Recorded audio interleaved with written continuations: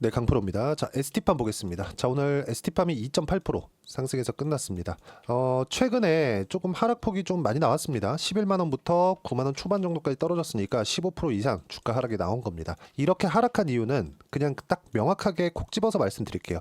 금리 때문에 그렇습니다. 자, 그러면 금리가 지금 낮아지고 있는데 무슨 소리냐 이렇게 보실 것 같은데 그건 기준금리입니다. 기준금리가 떨어질 것 같았을 때 채권금리는 먼저 연동을 하고요. 채권금리가 지금 다시 올라오고 있어요. 이게 왜 그러냐면요. 기준금리를 낮출 때 몇 프로를 낮췄죠? 0.5%를 낮췄죠. 원래 한 번에 0.25%를 낮추는 게 일반적입니다. 이게 원래 나오는 그 금리 수준인데 0.5%를 미국 기준금리를 이야기를 드리는 거예요. 0.5%를 미국에서 낮췄다는 건 뭡니까? 그쵸? 지금 5.5%였던 지금은 5%인데 0.5%를 낮추기 전에 5.5%였던 금리가 높았다는 겁니다. 자, 근데 그럼에도 불구하고 지금 기준금리가 그럼 5%잖아요.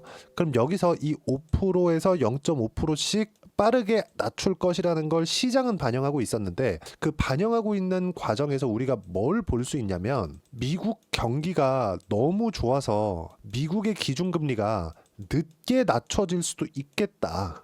이런 코멘트가 나와서 그렇습니다. 자, 그래서 실제로 지금 미국의 10년물 금리는요. 여기 기준금리를 낮췄을 때 움직임을 보면 대략 여기 9월 달이죠. 몇입니까? 여기 딱 보면 한 3.7 정도 됐었는데 지금 4.2까지 올라왔습니다. 자, 그러면 우리가 여기서 한번 생각을 해보자고요. 금리를 그러면 미국에서 다시 올리나? 그게 아니에요. 자, 그러면 우리가 복합적으로 한번 생각해 볼게요. ST팜을 포함해서 지금 한국 시장에서 바이오 종목군들이 가지고 있는 호재는 뭐가 있을까요? 실제 성과가 나오고 있다는 점. 실제 성과가 나오고 있다는 점은 어디서 나오죠? 알테오젠, 리가켄바이오, 유한양행 이런 겁니다. 그렇죠? 유한양행 FDA 통과. 암 치료제로는 한국 시장에서 처음이죠. 리가켄바이오 ADC 플랫폼을 지금 기술 수출을 계속하고 있어요. 2주 전에도 1조 원 가까운 기술 수출을 했고 23년 작년이죠. 12월 달에는 2조 3천억 원에 달하는 기술 수출을 성공을 시켰습니다. 자, 그럼 여기 보이는 알테오젠은 뭔가요? 지금 머커와의 계약건으로 인해서 연간 6에서 7천억 정도. 자, 이게 의미하는 바가 상당히 큽니다. 알테오젠도 그렇고 리가켄바이오도 그렇고 유한양행도 그렇고 과거에는 야, 우리 뭘 개발하고 있어. 그러면 주가가 올라갔어요. 지금 아직도 이러고 있는 기업이 있죠. HLB예요, 그게. HLB는 지금 어떻게 된 겁니까? FDA 통과 못했죠. 이것 때문에 그렇다 저것 때문에 그렇다 말들 많은데 FDA 통과 못했습니다. 그쵸? 근데 알테오젠, 리가켄바이오, 유한양행 뭐가 나오고 있죠? 고가 돌파, 고가 돌파, 고가 돌파, 고가 돌파 다 고가 돌파 나와요. ST팜도 더뎌서 그렇지 고가 돌파예요. 그쵸? 어떤 의미를 가지고 있느냐? 성과를 내고 있는 기업들 위주로 시세가 발생하고 있다는 겁니다. 자, 근데 최근에 코스닥의 움직임을 보면 어떻습니까? 실제 제가 차트를 보여드리면서 이야기를 드릴게요. 자, 내용을 한번 보시면요. 간단히 이해가 가능합니다. 코스피 움직임 어때요? 안 올라요. 그렇잖아요. 그쵸? 여기 7월 달 고가를 찍고 나서 폭락 한번 나오고 아직까지 회복을 못하고 있습니다. 나스닥은 이미 신고가예요. 그러면 우리가 종목 장세가 열린다는 걸 알고 있어야 되죠. 자, 보세요. 코스피나 코스닥이 급락해서 저가를 계속해서 이탈해 가려면 어떤 부분이 발생해야 되죠? 미국이 안 좋아야 됩니다. 그렇죠. 근데 지금 금리를 늦게 낮추겠대. 그럼 뭐예요? 미국이 너무 좋다는 거예요. 뭐가 경기가. 자, 그럼 요걸 가지고 바이오 종목군들을 봤을 때 단기간에 많이 올라간 것에 대해서 금리를 빠르게 낮출 것이라는 기대감이 일부 포함되어 있었기 때문에 그렇죠. 그것에 따른 이격 조절이 지금 바이오 종목단에서는 나오고 있는 게 10월 달의 움직임이었고요. 반대로 코스피나 코스닥은 이렇게 하락하기 위해서는 미국의 경기 침체 이슈가 있어야 된다 그랬죠.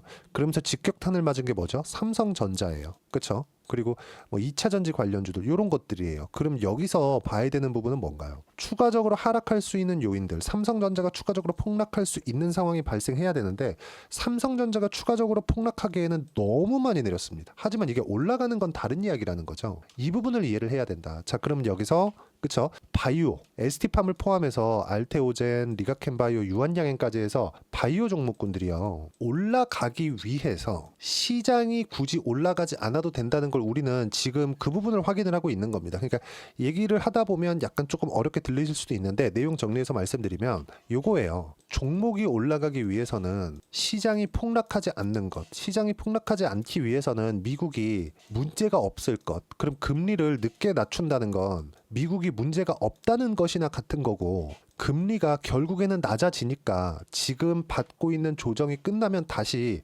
시장의 주도주는 뭐예요? 바이오라는 거예요. 어디서? 한국 시장에서. 그렇죠? 여기서 추가적으로 폭락이 나오기 위해선 미국이 위에서 찍어 누를 수 있는 그런 상황이 나와야 되는데 미국이 지금 너무 좋으니까 그렇죠? 뭘 할 수가 없는 거지. 자, 그럼 여기서 우리가 봐야 되는 건 뭐예요? 조정 구간에 어떻게 가격대 잡고 매매를 이어갈지 그 부분에 대해서 집중해서 보시면 됩니다. 호재거리 있습니다. 그렇죠? 여러 가지 내용들이 계속해서 나오고 있어요. 근데 우리가 가격대를 잡고 어떻게 매매를 이어가야 될지 그 부분에 대해서 이야기를 드리는 겁니다. 보세요.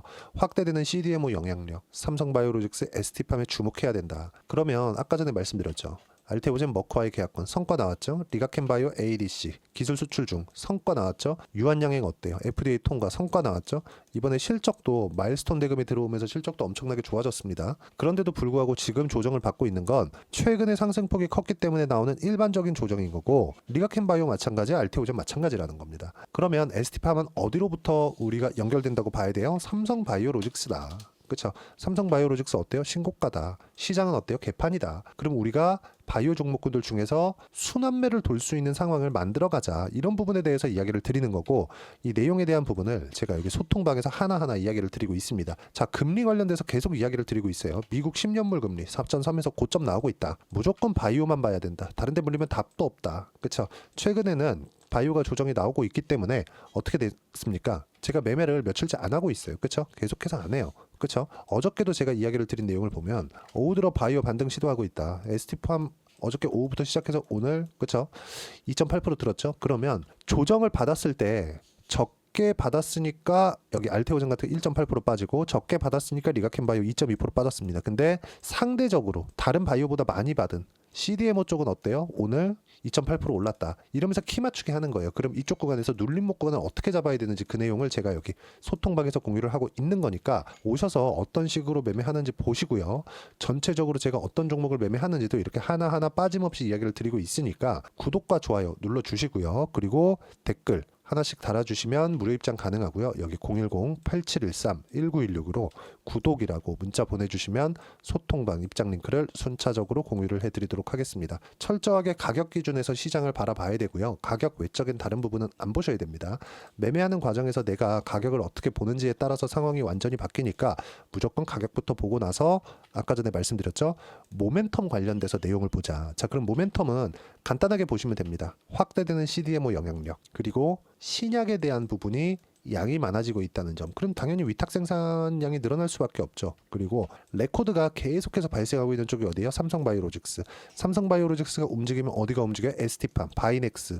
그렇죠? 이런 쪽이 움직입니다. 자, 그러면 이 내용에 대해서 뭐 볼 것도 없습니다. 커가는 글로벌 의약품 시장, CDMO 성장도 쑥쑥, 생물보안법, 미국의 생물보안법이 통과되면서 중국을 눌러낼 수밖에 없고 그러면서 한국 시장으로 수혜가 돌아올 수밖에 없습니다. 그리고 무엇보다 해외 쪽에서 자금이 들어오고요. 이걸 생각해 보셔야 돼요. 해외 쪽에서 자금이 들어올 때 어떻게 됩니까? 지금 달러 가치가 높죠. 원화 가치 실적으로 바꿨을 때는 실적에 대한 부분도 긍정적인 내용으로 볼 수 있습니다. 하지만 그 실적보다 주가가 먼저 반영한다는 점.